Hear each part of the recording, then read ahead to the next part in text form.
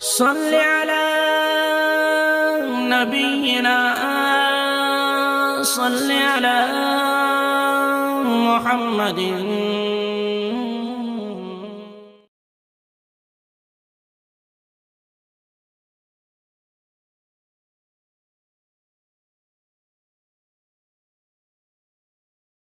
يا حسرة على العباد ما يأتيهم من رسول إلا كانوا به يستهزئون. یہ سورہ یاسین شریف کی 30ویں آیت کریمہ ہے. اللہ سبحانہ و تعالی ارشاد فرماتے ہیں، بے افسوس بندوں کے اوپر کہ اللہ کی طرف سے کوئی بھی رسول ان کے پاس آتا ہے تو وہ اس رسول کا مذاق اڑاتے ہیں.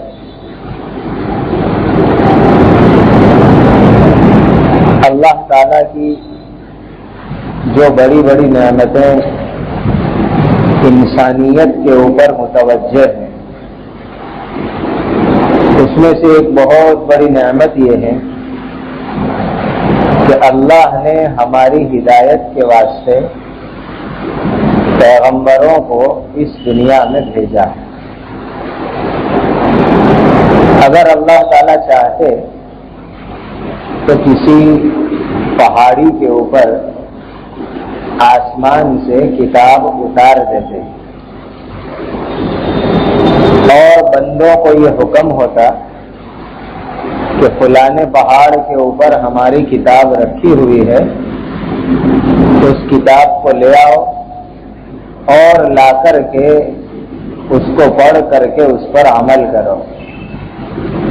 اللہ چاہتے تو ایسا کر سکتے تھے، لیکن اللہ تعالیٰ نے ہمارے اوپر اور پوری انسانیت کے اوپر یہ بہت بڑا احسان فرمایا کہ جہاں اللہ نے کتاب اتاری وہاں رسولوں کو بھی ہماری طرف بھیجا ہے. رسول کا کام یہ ہوتا ہے کہ اللہ کی کتاب میں جو بات لکھی ہوئی ہوتی ہے اس بات کے اوپر عمل کر کے بتلاتے ہیں. کہ جو قرآن میں ہے وہ رسول کی زندگی میں ہے. جو باتیں اللہ اپنی کتاب میں بیان فرماتے ہیں وہ باتیں رسول کی عملی زندگی کے اندر ہوتی ہے. تو رسولوں کا آنا اللہ کا بہت بڑا انعام ہے. رسولوں کی ایک بہت بڑی خوبی یہ ہے کہ جو انسان اللہ کے رسول کی بات کو مانتا ہے اس کی دنیا بھی بن جاتی ہے اور اس کی آخرت بھی بن جاتی ہے. دونوں جہان کا فائدہ ہے.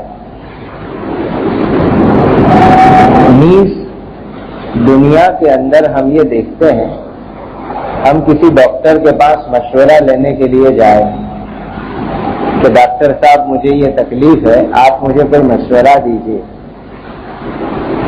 تو وہ فیس لیے بغیر ہمارے ساتھ بات نہیں کرتے. بھلے اس کا مشورہ غلط نکلے، وہ جو دوا کا کاغذ لکھ کے دے وہ دوا ہم کو فائدہ نہ پہنچاوے لیکن اس کو فیس تو دینی ہی پڑتی ہے. یہی حال ہے وکیلوں کا بھی کہ وکیل کے پاس آپ چلے جاؤ تو وہ بھی فیس لیے بغیر ہم کو کوئی مشورہ دیتے نہیں. اگرچہ ان کا مشورہ بہت سی مرتبہ غلط بھی ہوتا ہے، ہمیشہ صحیح نہیں ہوتا، لیکن اللہ کے نبیوں کی یہ شان ہوتی ہے کہ وہ اللہ کے بندوں کو مشورہ دینے میں، راستہ بتلانے کے اندر کبھی اللہ کے بندوں سے فیس وصول نہیں کرتے، کبھی فیس وصول نہیں کرتے. اور دوسری بات یہ ہے کہ ان کا جو مشورہ ہوتا ہے اس میں کبھی آدمی کو ناکامی نہیں ہوتی کہ رسول نے مشورہ دیا، رسول نے راستہ بتایا اور اس پر چل کر کے ہم ناکام ہو گئے، ایسا کبھی نہیں ہوتا۔ ان کا مشورہ، ان کی باتیں ہمیشہ صحیح ہی ہوتی ہے اور ہمیشہ انسان اس کی وجہ سے کامیاب ہی ہو جاتا ہے، اور اوپر سے یہ کسی سے فیس بھی نہیں لیتے، مفت کے اندر اللہ کو راضی کرنے کے لیے خدمت انجام دیتے ہیں۔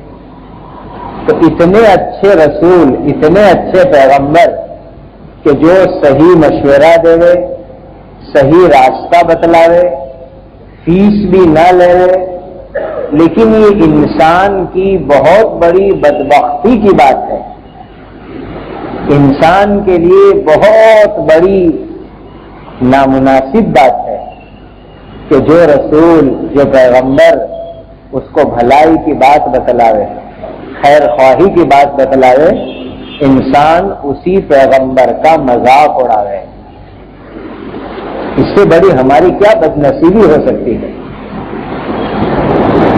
دیکھو، ایک بات ہمیشہ یاد رکھنا کہ دنیا کے اندر جو لوگ ہمارے خیر خواہ ہوتے ہیں، جو ہماری بھلائی چاہتے ہیں، اگر ہم ان کی کوئی مدد نہ کر سکیں، ہم ان کی کوئی خدمت نہ کر سکے، تو کم از کم ان کی مذاق اور ان کی مخالفت بھی نہ کرنی چاہیے۔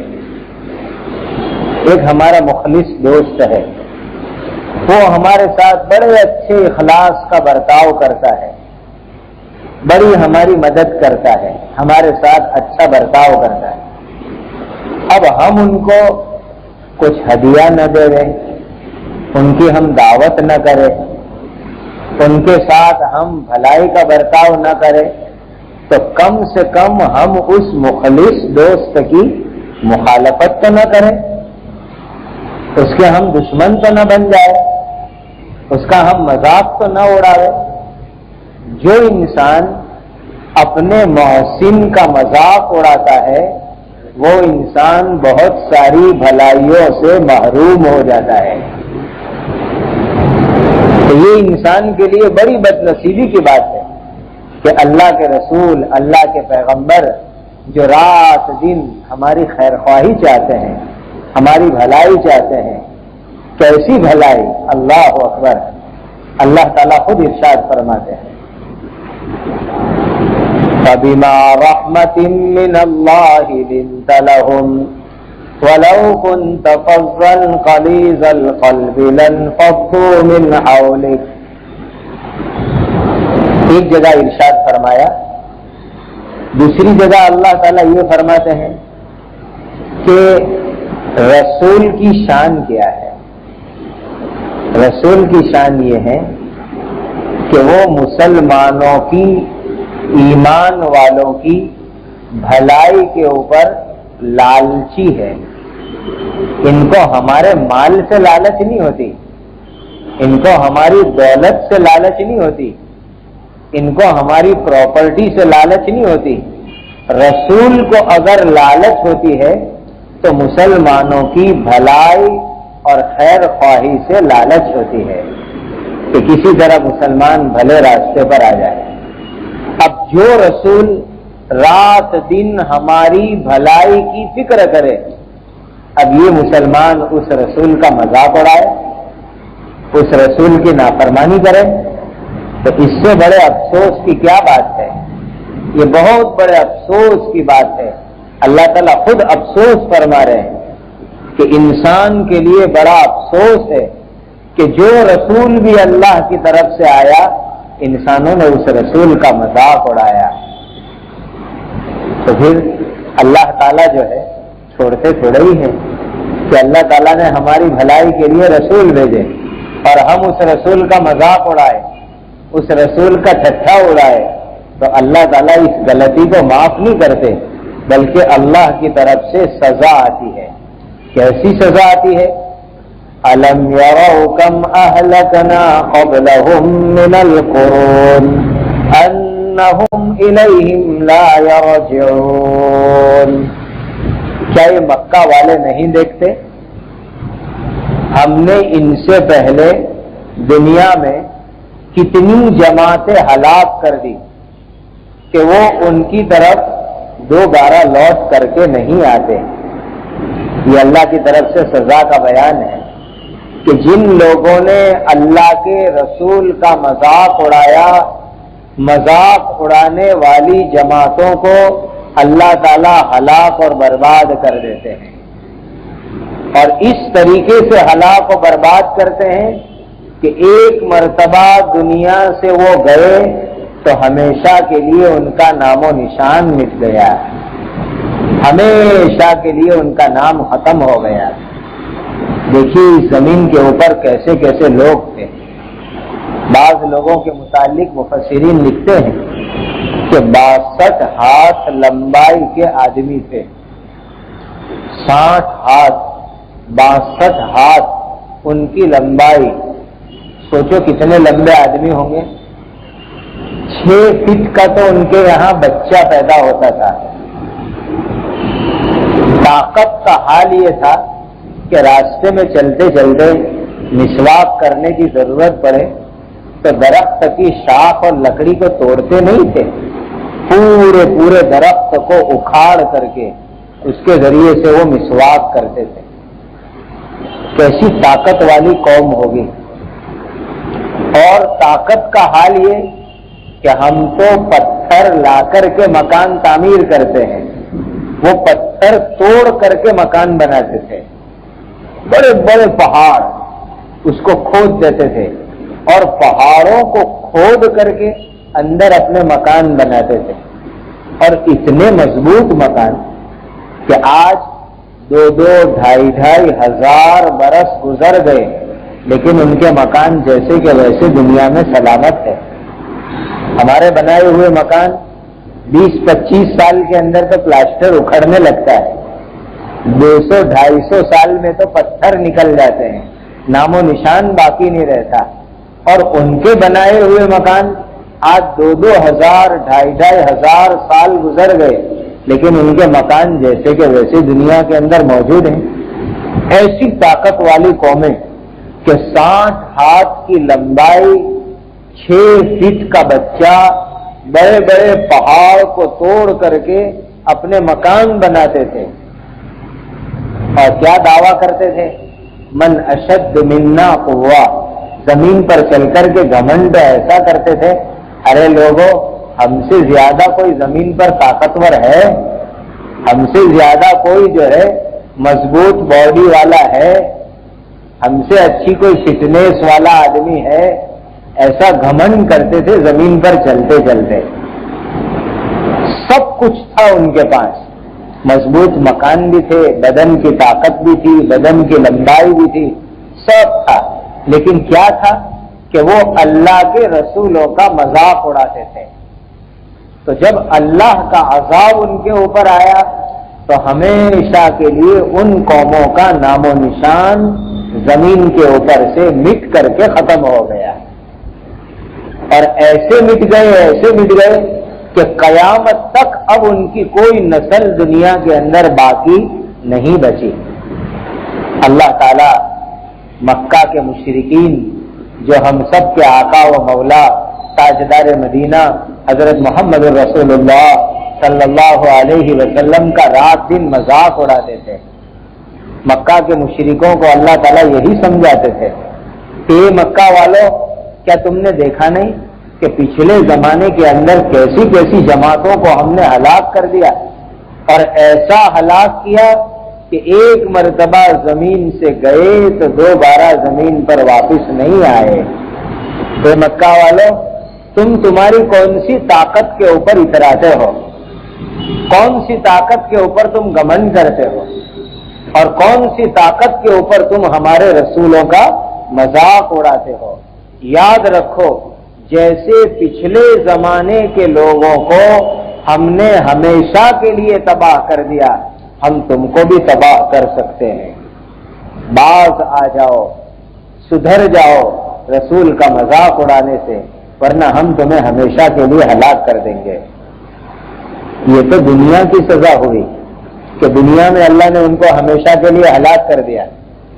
اللہ جو پکڑتے ہیں تو دنیا میں بھی پکڑتے ہیں اور آخرت کے اندر بھی پکڑتے ہیں. خدا کی یہاں ڈبل ڈبل سزائیں ہیں. بلکہ یوں سمجھو کہ دنیا میں جو سزا آتی ہے نا وہ تو ایک معمولی سی سزا کی ایک جھلک ہوتی ہے. اصل سزا تو اللہ آخرت میں عطا فرماتے ہیں. اس لیے قرآن نے ایک جگہ فرمایا وَلَعَذَابُ الْآخِرَةِ أَكْبَرُ کہ آخرت کا عذاب تو بہت بڑا ہے. یہ تو دنیا میں جو سزا آتی ہے وہ تو ایک جھلک ہے, ایک جھلک.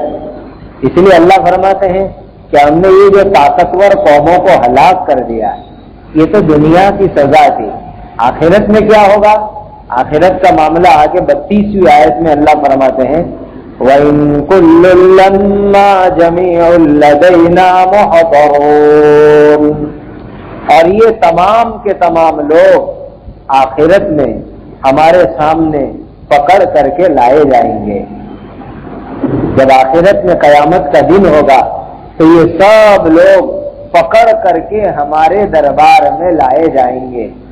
میرے بزرگوں, وہ جو منظر ہوگا آخرت میں پکڑے جانے کا اس سے نہ کوئی جنات بچ سکتا ہے نہ کوئی انسان بچ سکتا ہے. کہتے ہیں نا کہ جنات کو اللہ نے عجیب و غریب طاقت دی ہے. وہ کبھی دنیا میں ادھر بھاگتے ہیں کبھی ادھر بھاگتے ہیں. ابھی یہاں ہے تو تھوڑی دیر میں دہلی میں ہے, ابھی دلی میں ہے تو تھوڑی دیر کے اندر امریکہ میں ہے. بڑی طاقت ہے جناتوں کو اللہ نے دی ہوئی. لیکن یہ جنات بھی جب کل قیامت کا دن ہوگا تو اللہ کی پکڑ سے بچ نہیں سکیں گے. اللہ ان کو بھی پکڑ کر کے اپنے دربار کے اندر زنجیروں میں جکڑ کر کے لائیں گے. اور فرشتے جب زنجیروں میں باندھ کر کے زنجیروں میں جکڑ کر کے اللہ کے دربار کے اندر پیش کریں گے تو دنیا کی کوئی طاقت ان کو بچا نہیں سکے گی. تو یہ تو دنیا کی سزا تھی. آخرت کی سزا ابھی باقی ہے کہ مذاق اڑانے کے اوپر اللہ آخرت میں جو سزا دیں گے وہ جہنم کی شکل کے اندر اور زیادہ خطرناک سزا ہوگی. آگے 33ویں آیت سے اللہ تعالیٰ جو ہے سورہ یاسین شریف کا جو بنیادی مضمون ہے, جو بنیادی دعوت ہے, اس کی طرف ہم سب کو لے جا رہے ہیں. وَآيَةٌ لَّهُمُ الْأَرْضُ الْمَيْتَةُ أَحْيَيْنَاهَا وَأَخْرَجْنَا مِنْهَا حَبًّا فَمِنْهُ يَأْكُلُونَ اور ان کے لیے اللہ کی قدرت کی ایک نشانی مری ہوئی زمین ہے کہ ہم نے اس مری ہوئی زمین کو زندہ کر دیا اور اس زمین میں سے ہم نے اناج نکالا اور اس اناج میں سے وہ لوگ کھاتے ہیں. یہ اللہ تعالیٰ اس 33ویں آیت کے اندر ہم سب کو کچھ اہم باتیں سمجھاتے ہیں. ایک بات تو یہ سمجھانی ہے کہ مرنے کے بعد اللہ تعالیٰ کیسے دوبارہ زندہ کریں گے. اس کو سمجھانے کے لیے اللہ تعالیٰ نے ایک مثال بھی دی تو اللہ کی قدرت کی ایک عجیب و غریب مثال دی. ابھی سخت گرمی کے دن چل رہے ہیں. گرمی کے دنوں میں شہر سے باہر نکل جاؤ اور باہر نکل کر کے کھیتی کی جو زمین ہوتی ہے وہ زمین ذرا دیکھو دھیان سے. جن علاقوں کے اندر کنویں نہیں ہیں, جہاں نہر نہیں ہے, جہاں ندیاں نہیں ہیں, ایسے علاقے میں چلے جاؤ. کچھ کا علاقہ ہے, راجستھان کا علاقہ ہے, جہاں نہر نہیں, ندیاں نہیں, کنویں نہیں, ایسے علاقے میں جاؤ اور جا کر کے زمین کو دیکھو تو زمین کیسی ہو جاتی, ایک دم سوکھی, دور دور تک ہریالی کا نام و نشان بھی نہیں ہوتا. ذرہ برابر بھی کوئی ہرا گھاس, ہرا درخت نظر نہیں آتا. ابھی 2 پیر ہم غیر حاضر تھے تو بعض علاقے کا سفر ہوا دین کی نسبت سے. ایک علاقے کا تو ایسا سفر ہوا کہ وہاں کی کارگزاری ایسی عجیب و غریب ہے کہ ایک آدھ پیر کی مجلس میں تفسیر روک کر کے انشاءاللہ میں وہ پوری کارگزاری ذکر کروں گا کہ نبی کریم صلی اللہ علیہ وسلم کے ہاتھ سے وہ جو معجزہ ہوا تھا چاند کے 2 ٹکڑے کا، تو ہندوستان کے ایک بادشاہ نے وہ چاند کے 2 ٹکڑے کا مشاہدہ کیا تھا، تو وہ بادشاہ جس علاقے کا رہنے والا تھا اس علاقے کا ان دنوں کے اندر سفر ہوا، تو انشاءاللہ اللہ نے چاہا تو آئندہ پیر کی مجلس میں اس کو ذکر کر دیں گے، بڑا تفصیلی وہ واقعہ ہے۔ خیر، تو ایسے ایسے علاقوں کے اندر جانا ہوتا ہے کہ جہاں دور دور تک سینکڑوں کلومیٹر، ہزاروں کلومیٹر تک چلے جاؤ، کوئی ہرا درخت، ہرا پتا، ہری گھاس نظر نہیں آتی۔ ایسا معلوم ہوتا ہے کہ زمین بالکل مردار ہو چکی ہے اور ایسی سوکھی ہو جاتی ہے زمین کہ پھٹ جاتی ہے، زمین میں پھٹن پڑ جاتی ہے۔ اب ایسی سوکھی زمین جو بالکل مردار ہے، پھٹی ہوئی ہے، جب بارش کے دن آتے ہیں اور آسمان سے اللہ کی رحمت برستی ہے، اللہ کی رحمت کے برستے ہی پوری زمین ہری بھری ہو جاتی ہے، ایک دم ہریالی چھا جاتی ہے۔ اب اس زمین کو جا کر کے ہم دیکھیں تو اتنا اچھا، اتنا پیارا منظر معلوم ہوتا ہے خدا کی قدرت کا کہ دل سے بے ساختہ نکلتا ہے، سبحان تیری قدرت، سبحان تیری قدرت، اللہ تیری کیا قدرت ہے، کیا شان ہے، کیا ہرے ہرے بھرے بھرے مناظر معلوم ہوتے ہیں۔ تو اللہ تعالیٰ یہ بات ارشاد فرماتے ہیں کہ ہماری قدرت سے دیکھو کہ ایک زمین جو سوکھ گئی، مردار ہو گئی، پھٹ گئی، اس کے اوپر آسمان سے پانی برسا اور پانی کے برسنے کی وجہ سے پوری زمین ہری بھری ہو گئی۔ اچھا، آپ نے کبھی ایک بات پر غور کیا کہ یہ جو زمین کے اندر سے جب پودا نکلتا ہے، چاہے کوئی پھلدار درخت ہے، چاہے اناج ہے، کوئی بھی پودا جب زمین سے نکلتا ہے تو آپ ایک بات پر غور کرنا کہ بیج میں سے جب کوپل نکلتی ہے تو وہ کوپل ہمیشہ ایک نکلتی ہے، پھر اسی کوپل کے اوپر 2 3 4 پتے لگتے ہیں، پھر وہ پتے بڑے ہوتے ہیں، پھر اس میں سے ساخ بنتی ہے، پھر دھیرے دھیرے بڑے ہوتے ہوتے وہ پورا درخت بن جاتا ہے۔ لیکن بیج میں سے جب پہلی مرتبہ کے اندر کوپل نکلتی ہے تو وہ کوپل ہمیشہ ایک ہوتی ہے۔ کسی بھی درخت کے اندر، کسی بھی پودے کے اندر غور کر لو، ریسرچ کر لو، ہمیشہ نکلنے والی پہلی کوپل ایک ہوتی ہے۔ یہ کیا چیز ہے؟ ایک اللہ والے بزرگ نے بہت اچھی بات ارشاد فرمائی، فرماتے ہیں فارسی زبان میں، الریاض الضمیریت وحدہ لا شریک لہ ذو، الریاض الضمیریت وحدہ لا شریک لہ ذو، زمین سے اگنے والا ہر کوپل کا پودا اس بات کا اعلان کرتا ہے کہ اللہ کی ذات ایک ہے، اس کے ساتھ عبادت میں کوئی شریک نہیں ہے۔ تو ہر بیج میں سے جو ہمیشہ ایک کوپل نکلتی ہے، یہ کوپل بھی اللہ کی وحدانیت کا اعلان کرتی ہے کہ عبادت میں لائق ذات کیسی ہے؟ تو ایک انسان اگر زمین سے نکلنے والی کوپل کے اوپر غور کر لے تو بھی اس سے اللہ کا ایک ہونا سمجھ میں آ جائے گا۔ تو اللہ تعالیٰ فرماتے ہیں کہ ہم زمین کے اوپر بارش برساتے ہیں اور بارش کے اندر سے اناج نکلتا ہے اور اس اناج کو تم لوگ کھاتے ہو۔ یہ اناج کون اگاتا ہے؟ تو اللہ تعالیٰ اگاتے ہیں۔ ایک دانہ تم ڈالو اور اس کے اوپر 100 دانے نکلے، ایک دانہ تم ڈالو اور اس کے اوپر 50 پھل لگ جائے، یہ اللہ سبحانہ و تعالیٰ کی قدرت کا کرشمہ ہے۔ اللہ تعالیٰ اپنی قدرت ہم کو سمجھا رہے ہیں۔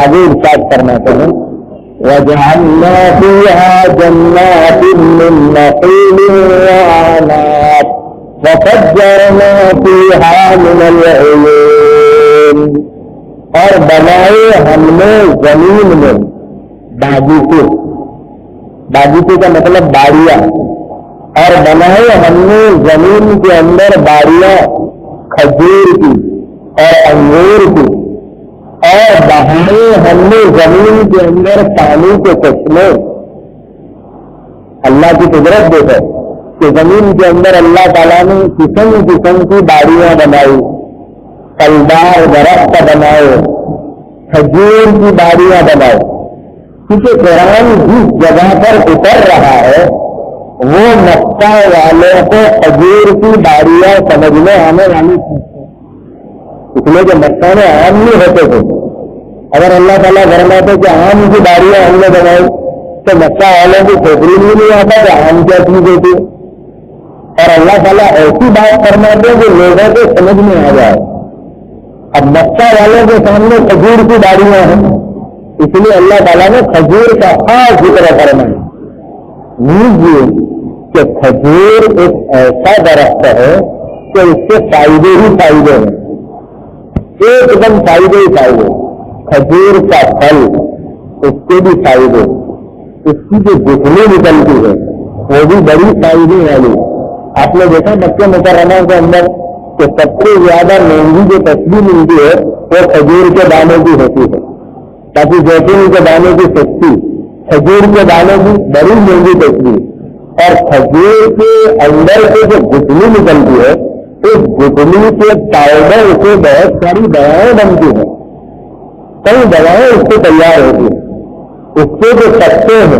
اس سے چٹائی تیار ہوتی ہے اس کی شاخوں کے ذریعے سے مکانات تیار ہوتے ہیں اس کا جو لکڑا ہے وہ لکڑا بھی مکان کو بنانے میں جلانے کے کام میں آتا ہے اس کی جو جڑ ہے اس کی جڑوں کے اندر سے ایک خاص قسم کی چٹائی بنتی ہے گرمی میں دروازے کو لٹکا دے اس پر پانی چھڑکتے رہے تو ایئر کنڈیشن جیسی قدرتی ٹھنڈک نصیب ہوتی ہے آج کل آپ نے بعض جگہوں پر دیکھا بھی ہوگا کہ خاص قسم کی موٹی موٹی چٹائی دروازوں پر کھڑکیوں پر لٹکائی جاتی ہے وہ کھجور کی جڑ میں سے بنتی ہے اور اس کو صرف لٹکا دے اور پانی چھڑکتے رہے اور کنڈیشن کے بغیر ایسی ٹھنڈک نصیب ہوتی تو اس کا درخت پورے فائدے سے بھرا ہوا اس لیے اللہ تعالیٰ فرماتے کہ دیکھو ہم نے تمہارے لیے کھجور کی باڑیاں بنائی اور انگور کی باڑیاں بنائی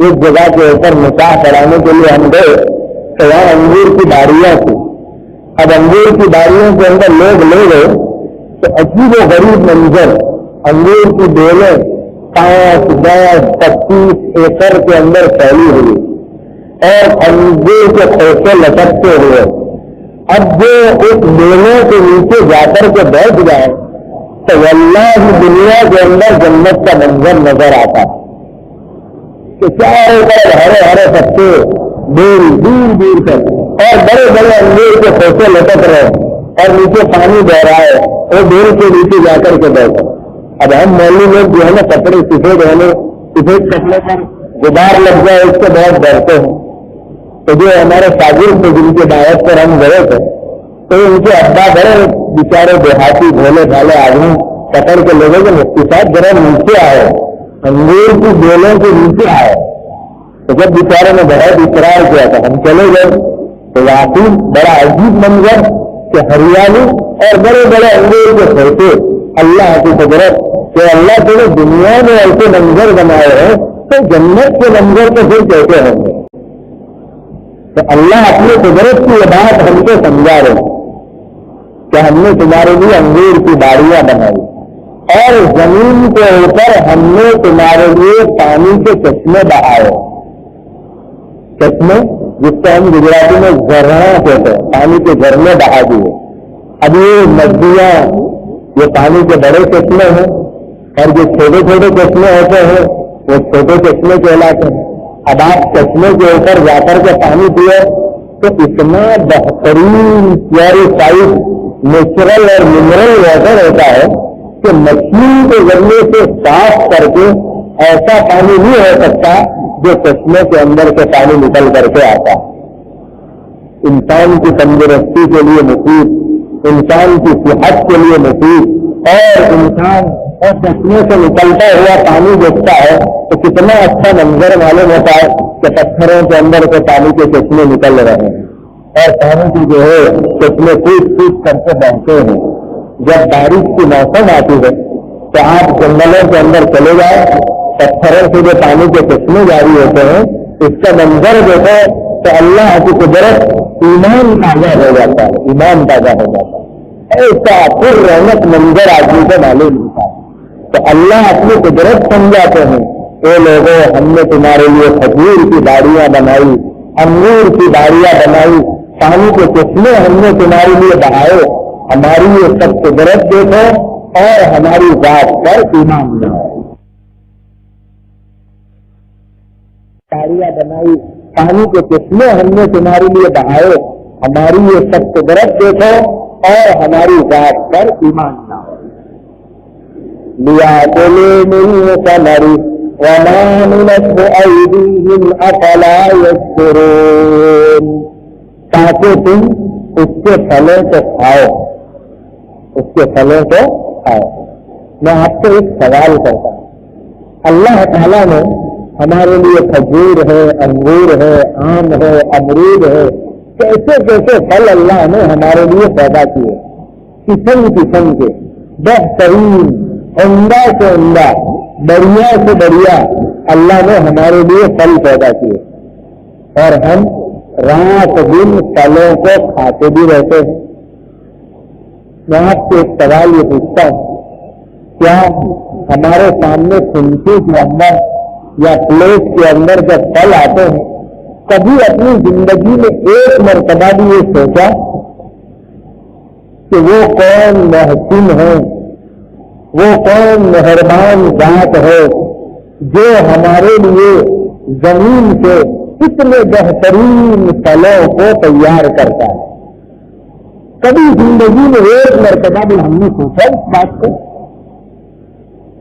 ہم یہ تو سوچیں گے کہ ہم نے خود پھل خرید کے نہیں لائے اور بیوی نے ہمارے سامنے پھل رکھ دیے تو ہم بیوی سے پوچھیں گے کہاں سے پھل آئے، تو کہے گی میرے ابا جان نے بھیجے ہیں، تو ہم کہیں گے واہ ہمارے خسر ابا کتنے اچھے ہیں. ہمارا کوئی دوست ہمارے لیے پھلوں کی ایک پیٹی ہدیے میں بھیج دے گے، ہم کتنے خوش ہوتے ہیں، جزاک اللہ، شکریہ آپ نے ہمارے لیے پھلوں کی پیٹی بھیجی. لیکن افسوس سب افسوس کہ جو خدا ہمارے لیے قسم قسم کے پھل، بہترین قسم کے پھل زمین سے پیدا کرتا ہے، کھاتے وقت پر ایک مرتبہ بھی ہم پیدا کرنے والے اللہ کو یاد نہیں کرتے. کتنی بڑی ہماری ناشکری ہے، ناقدری ہے. اس لیے میں آپ کو اس بات کی ترغیب دیتا ہوں کہ آئندہ جب کبھی بھی کوئی پھل کو کھانے کے لیے بیٹھے تو پہلے ایک سیکنڈ کے لیے، زیادہ نہیں، ایک سیکنڈ کے لیے اس بات کو سوچنا کہ وہ کون ہمارا مہربان خدا ہے جو ہماری نافرمانیوں کے باوجود اتنے بہترین پھل فروٹ ہمارے لیے زمین سے پیدا کرتا ہے اور ہمارے سامنے پہنچاتا ہے. ایک سیکنڈ کے لیے یاد کر لینا تو یہ اللہ تعالیٰ کا بہت بڑا ذکر ہو جائے گا.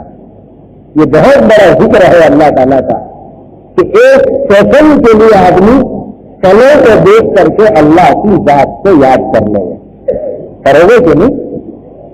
آئندہ اس کا اہتمام کرو کہ جب ہمارے سامنے کوئی نعمت آئے، پھل فروٹ آئے تو تھوڑی دیر کے لیے سوچ لو، اور ساتھ میں اگر ہماری بیوی ہے، ہمارے بچے ہیں تو ان کو بھی کہو کہ بیٹا ذرا سوچو کہ وہ کون سی 5 ذات ہے جو ہمارے پھلوں کو زمین سے اگا کر کے ہمارے سامنے پہنچائے.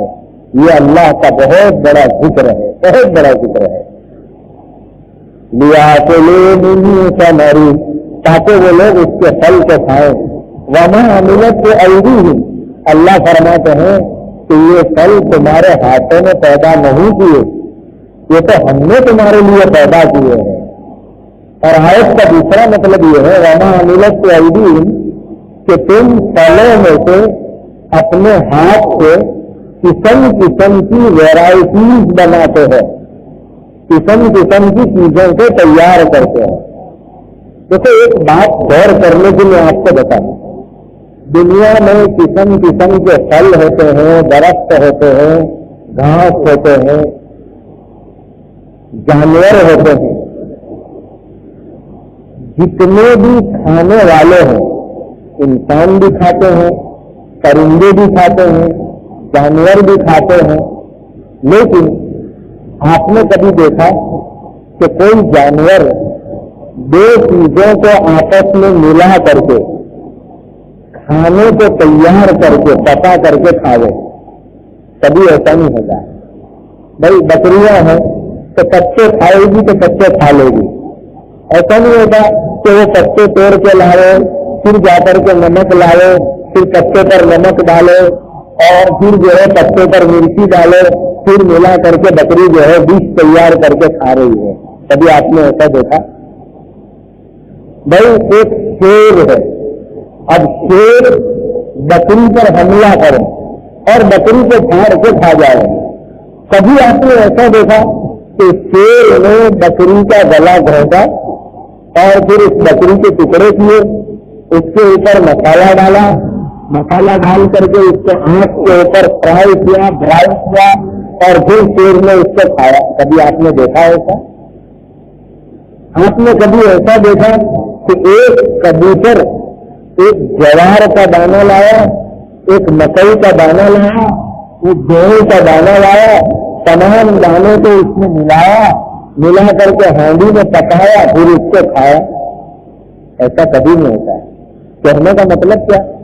دنیا کے جتنے بھی جانور ہیں وہ جو بھی کھاتے ہیں وہ ایک اور مفرد چیزوں کو کھاتے ہیں، وہ آپس میں ملا کر کے تیار کر کے پکا کر کے کوئی کھاتا نہیں ہے۔ ہاں ہم نے کسی چیز سے پکایا اور پکا کر کے ہم نے رکھ دیا، ہو سکتا ہے کتا آئے اور اس کو کھا جائے، لیکن کبھی کتے نے پکا کر کے کھایا ایسا کبھی کسی نے دیکھا؟ یہ دو چیزوں کو آپس میں مکس کر کے، دو سے زیادہ چیزوں کو آپس میں ملا کر کے تیار کر کے کھانا، یہ صرف اور صرف اللہ نے انسان کو خصوصیت عطا فرمائی ہے۔ یہ صرف انسان کی خصوصیت ہے۔ کبھی اس نعمت کے اوپر بھی غور کریں کہ اللہ نے ہم کو کیسے خصوصیت عطا فرمائی۔ بھائی ہمارے یہاں ایک سالن بنتا ہے تو اس میں 25 چیزیں پڑتی ہے، تب جا کے ایک سالن تیار ہوتا ہے، اور بعض آئٹم تو ہماری مستورات ماشاءاللہ ایسی بناتی ہے کہ 100 چیزیں ملا کر کے ایک آئٹم تیار کرتی ہے۔ عربوں کے یہاں 21 پتی ہریسہ، اس میں وہ لوگ 50-55 چیزیں ملاتے ہیں، تب جا کر کے وہ کھانا تیار ہوتا ہے۔ تو میں نے ایک عرب میں رہنے والے بھائی سے پوچھا کہ بھائی 50-55 چیز ملا کر کے آپ لوگ کھانا پکاتے ہو تو آپ کو مہنگی نہیں پڑتی؟ تو اس نے کہا کہ مفتی صاحب ہم لوگ ہریسہ جب بناتے ہیں تو ایک گھر کے لوگ نہیں پکاتے، ایک محلے کے اندر 10-12 گھر کے لوگ ہیں تو سب آپس میں مل کر کے ہریسہ پکاتے ہیں۔ وہ تقسیم کر لیتے ہیں کہ تو 10 چیزیں لے آنا، تو 10 چیزیں لے آنا، تو 10 چیزیں لے آنا، اور ہم 10 گھر کی عورتیں 5-5, 8 چیزوں کو بانٹ لیتی ہے، پھر ایک جگہ جمع ہو کر کے وہ بڑی دیر میں ہریسہ بنائیں گے اور پھر برتن گھر بھر کے گھر لے جا کر کے بیٹھ کے کھائیں گے۔ اب یہ دیکھیے انسان کو اللہ نے کیسی خوبی عطا فرمائی کہ 50, 55, 60 چیزوں کو ایک برتن میں اکٹھا کر کے ایک سالن تیار کرے اور پھر وہ اس کو کھائے، اور یہ خوبی دنیا کی کسی اور مخلوق کو نصیب نہیں ہوئی۔ اس لیے اللہ فرماتے ہیں وما عملت ایدیہم، کہ تم تمہارے ہاتھوں سے قسم قسم کی آئٹمیں بناتے ہو، ڈشز تیار کرتے ہو اور آئٹمیں تم تیار کر کے کھاتے ہو، یہ اللہ کی بہت بڑی نعمت ہے۔ افلا یشکرون، کیا تم اللہ کا شکر ادا نہیں کرتے کہ جو اللہ تم کو انگور دے، جو اللہ تم کو کھجوریں دے، جو اللہ تم کو پھل کھلائے، جو اللہ تم کو ملا کر کے کھانا پکانا سکھائے، تم اس اللہ کا شکریہ ادا نہیں کرتے، اللہ کی شکر گزاری نہیں کرتے؟ اس جگہ کے اوپر ایک اہم بات سمجھ لو کہ شکر کس کو کہتے ہیں اور شکر کس چیز کا نام ہے. ہم رات دن سنتے ہیں کہ اللہ کا شکر ادا کرو، اللہ کا شکر ادا کرو. اب بعض لوگوں کو یہ غلط فہمی ہو گئی کہ شکر ادا کرنے کا مطلب کیا ہے کہ آدمی نے جو ہے پیٹ بھر کر کے بریانی کھائی اور پھر کہا اللہ تیرا شکر تمہیں بریانی کھلائی. تو شکر کس کو کہتے ہیں اچھی طریقے سے شکر کا مطلب سمجھ لو. شکر 3 طریقے سے ہوتا ہے. ایک ہے زبان سے شکر. زبان سے شکر کا مطلب یہ ہے کہ جب اللہ تعالی کی طرف سے ہم کو کوئی نعمت ملے تو ہم زبان سے کہے الحمدللہ. زبان سے کہے الحمدللہ. اس لیے کھانا کھانے کے بعد ہم کیا دعا کرتے ہیں؟ الحمدللہ الذی اطعمنا وسقانا وجعلنا مسلمین. یہ من المسلمین پڑھتے ہیں نا، تب من المسلمین مت کرنا. اب آئندہ اس طریقے سے کرنا جیسے میں آپ کو بتا رہا ہوں. الحمدللہ الذی اطعمنا وسقانا وجعلنا مسلمین، اس طرح پڑھنا. یہ ہے صحیح پڑھنا، دعا کو صحیح پڑھنے کا طریقہ. تو دیکھیں کھانا بھی ایک اللہ کی نعمت ہے. تو کھاتے ہی اللہ نے ہم کو کیا حکم دیا کہ الحمدللہ یہ پڑھو. پانی ہم نے دیا تو پانی پینے کے بعد کیا دعا کرنی چاہیے؟ الحمدللہ الذی اروانا، الحمدللہ الذی سقانا. تو یہ الحمدللہ. تو جو بھی نعمت ہم کو ملے اس کے اوپر انسان اپنی زبان سے کیا کہے؟ الحمدللہ. یہ ہے شکر کا پہلا درجہ، اپنی زبان سے اللہ کا شکر ادا کرنا. اور شکر ادا کرنے کے لیے کیا کہنا؟ الحمدللہ. اسی لیے تو ہم کو پوچھے بھائی طبیعت کیسی ہے تو جواب کیا رہے گا؟ الحمدللہ اچھی ہے. یہ نہیں کہ کسی نے پوچھا کیسی طبیعت ہے؟ بہت اچھی ہے. نہیں، یہ نہیں. مومن کی شان یہ نہیں ہوتی. مومن کیا کہتا ہے؟ الحمدللہ، اللہ کا شکر ہے میری طبیعت اچھی ہے. کسی نے آپ کو پوچھا بھائی آپ کی یہ گھڑی گم ہو گئی تھی کیا ہوا؟ تو کہا وہ مل گئی مسجد کے مؤذن صاحب کے پاس. نہیں، یہ نہیں.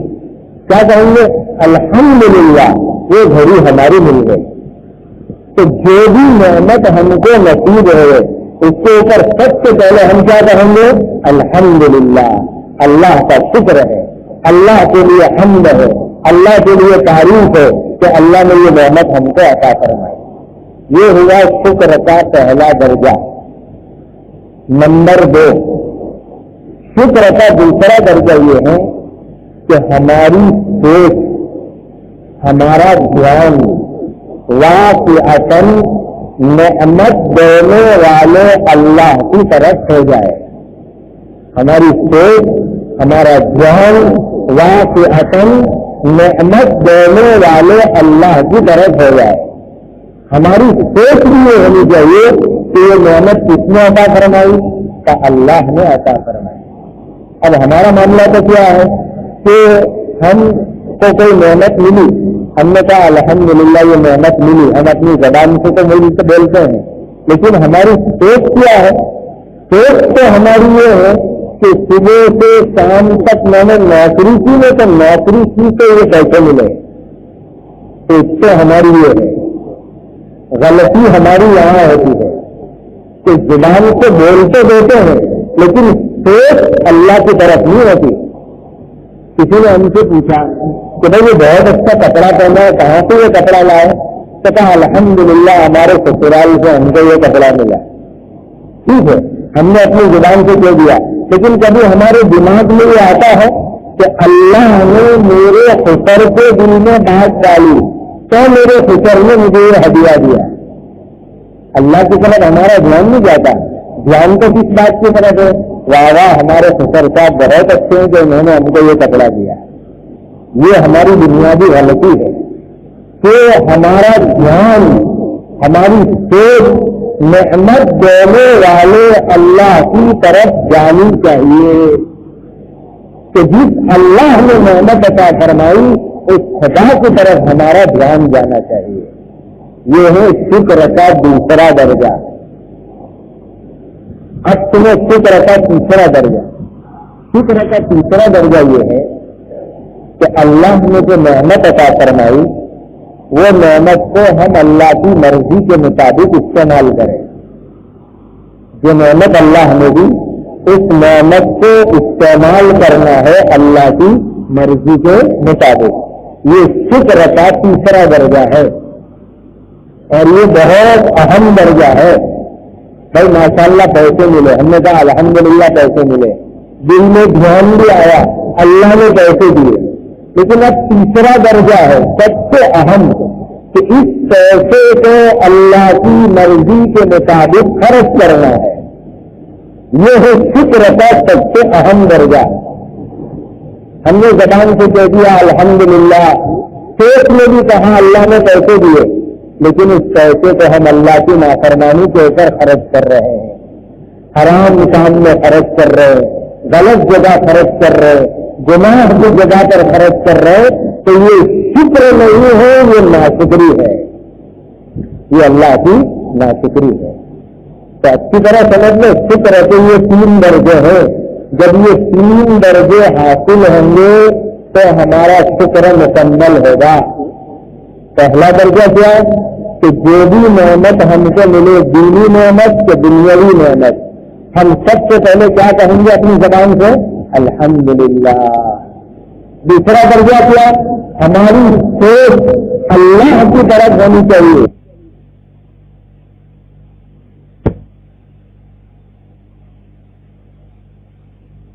نعمت کو اللہ کی مرضی کے مطابق استعمال کرو.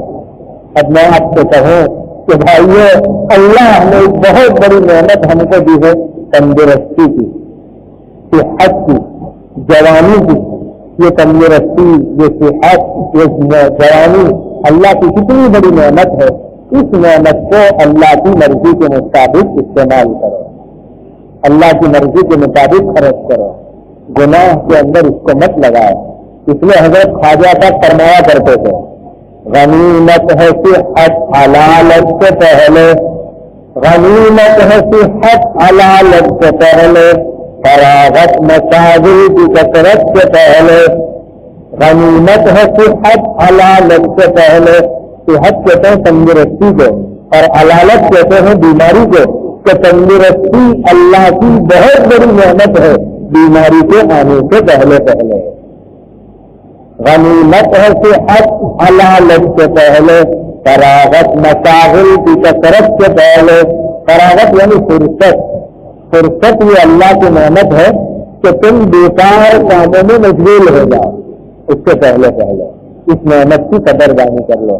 تو اللہ تعالیٰ نے سورہ یاسین کی 37ویں آیت کے اندر ہم کو دعوت کی کہ میرے بندے تم میری نعمتوں کا شکر ادا کرنے والے بنو. اللہ مجھے آپ سب کو اپنی نعمتوں کا حقیقی شکر ادا کرنے کی توفیق